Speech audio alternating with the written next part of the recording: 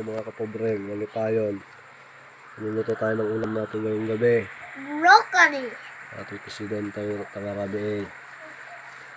Baka. Broccoli. Beef broccoli. Sibuyas ng bawang. Napakasimple lang po yun ang kanyang sauce na ginawa ko na. Ayan. Ang tawag sa lulutuin natin ay beef broccoli. Simple-simple lang po mga kapobre. Tara! Magluto na tayo. Gigisa tayo ng bawang. Sabay na rin natin yung sibuyas. Gisahin natin yung kanyang karne. Ilagay tayo ng durog na paminta. Ilagay natin yung kanyang broccoli.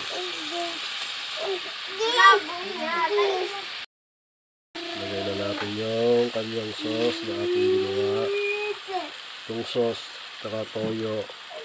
May mga sukal to, may mga paminta. Ayan. Juice natin sa kalamansi. Ayan, lagyan natin ng kalamansi. Juice. Kalamansi juice.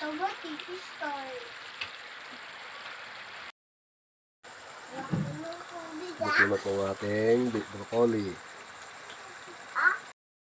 Ito na po ang ating successful na beef broccoli. Ito ang ulam natin. Tara guys. Ako na. Kapobre, kain na tayo. Ayan po. Namit na namit. Nagima siya. Ate yun.